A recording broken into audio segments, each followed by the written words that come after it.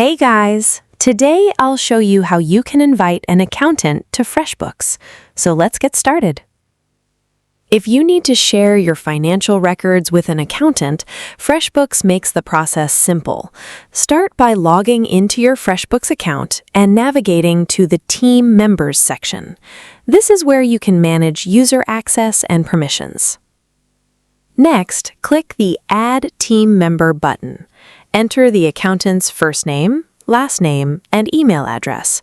After that, select the appropriate role, add their job title if needed, and choose whether they are on payroll.